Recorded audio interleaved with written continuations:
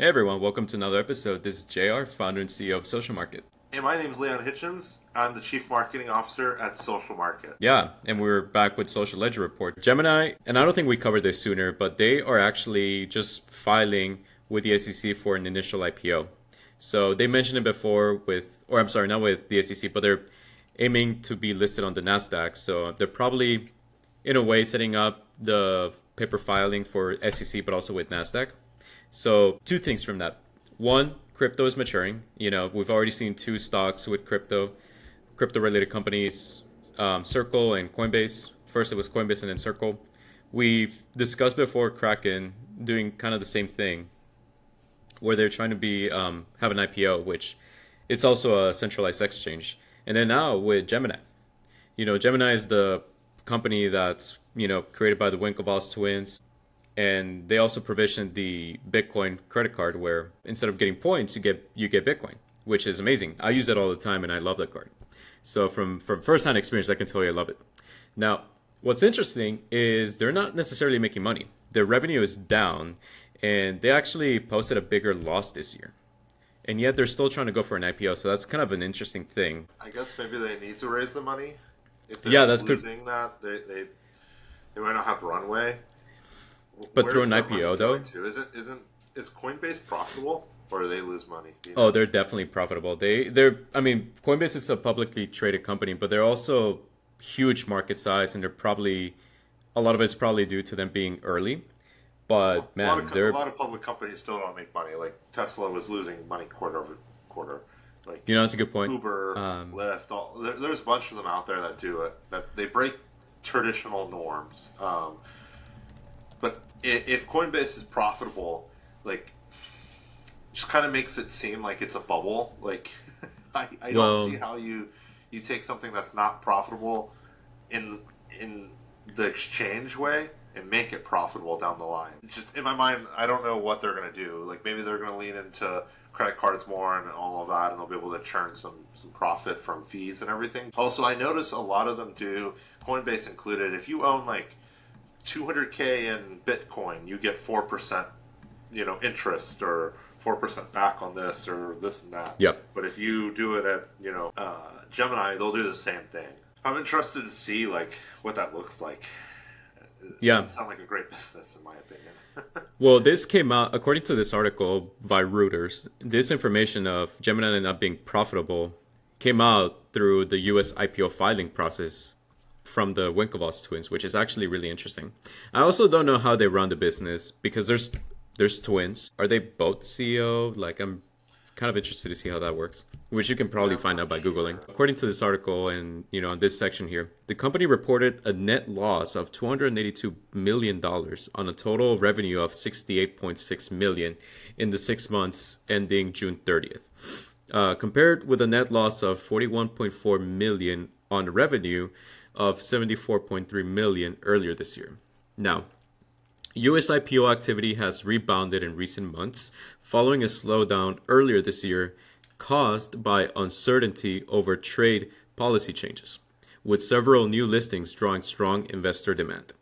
So it's kind of interesting seeing, things unfold. One more thing here is digital asset companies have also featured prominently in the IPO market in recent months. We saw that with Circle here. It goes right into it, including blockbuster debuts from the stablecoin issuer Circle and cryptocurrency exchange Bullish. So now that one's backed by Peter Thiel, Bullish. So it's another pretty big company.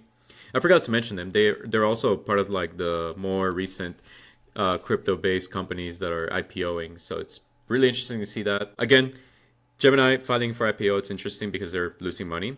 But also, still probably a good buy because they're gonna treat the IPO as like a meme coin and it's gonna fly no matter what.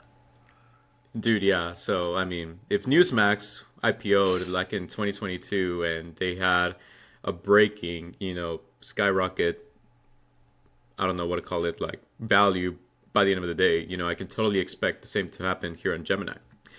We also saw with Circle. Yeah, Circle. There's been a few other ones too that are crypto based that just fly off the handle and make everything like it's crazy. Yeah. So one more thing I'll mention is now Gemini, again, known for it's the central exchange. It's also known for its Bitcoin card, which they did so much PR, like in May, especially in the Bitcoin conference of 2025. And now they're losing money despite, everything. Well, now it was in a Twitter post, which I don't have on me, but they announced that they are making signs that releasing another card. And this one is called the XRP card. Now, this is from Coin Central, the platform. This is Gemini announces launch date for XRP themed credit card. Gemini announced the release date of its XRP themed credit card, launching on August 19 to reward XRP holders with up to 4% cashback. So when I read this, to reward XRP holders with up to 4% cashback, it kind of makes me think, I'm not sure if there's more information, but I couldn't find any, but currently the Coinbase card, the credit card, they only give you 4% back if you hold a certain amount of if you hold a certain amount of crypto on their platform. Yeah, that's a lot. I mean, listen, I can see it working though, because they finally have this. If you're paying for them, which you do gotta pay like an annual fee to have the Coinbase card, I think it also comes with like insurance for it. So central exchanges, I would never put my money in there long term. Maybe just short term in case I'm trying to move my money. But it's kind of interesting how they kind of keep you in the ecosystem. I would not trust it unless they give you some sort of insurance, because, central exchanges, it's not your money if you have your money there. They have the keys to your wallet. So, and it's a great tool, don't get me wrong. Like, that's the easiest way, in my opinion, to buy crypto right now. But if they're rewarding you more cash back or more yield just by holding your money there, and they include insurance on top of it, then yeah, I think it's a decent deal. I would not want to have more money to be able to get more money back. I don't think that's a good deal overall. But the Gemini card already, the Bitcoin one, doesn't do that. So that's why I think it's a great card. So do your own research. I think it makes sense. It's kind of cool. I like that more than the Bitcoin one. Like, it just kind of for what I hold and everything. Like, it's kind of cool. I love XRP. The Bitcoin one makes sense. They still wouldn't approve me for it. Well, okay. I think you mentioned that, which that's rough. But the TLDR from this article is Gemini announced the XRP theme card. You need to hold XRP, I guess, to receive 4% cashback. Gemini launch follows a shift in the stance on the XRP after Ripple's legal win. So, after Ripple kind of came on top with the lawsuit from the SEC, it's kind of spreading this mass adoption wave. And the last thing is the new XRP card launch has sparked debate among Gemini users in the crypto community. So I guess kind of like how we're having this debate right now. Yeah. Or I could pseudo see more debate. like an ETH one, Gemini really leans into that. That'd be really interesting. Yeah, currently the only blockchains are like financial networks. Current ones that we have right now that are massive are MasterCard and Visa and American Express. Discover, maybe, if it's still its own network. Discover is the other. Well, it's MasterCard, Visa, Discover. Or I think it's American Express, then Discover, and then now Capital One owns Discover, which makes Capital One another network competitor to like Amex, because Visa doesn't issue their own cards; they use partners. Same thing with MasterCard. Okay, yeah, that makes sense. So inherently, blockchains are just their own financial systems. Bitcoin is one; it's the slowest and the oldest. Ethereum is the second oldest, and it's also kind of slow. Solana is supposed to be the more faster one.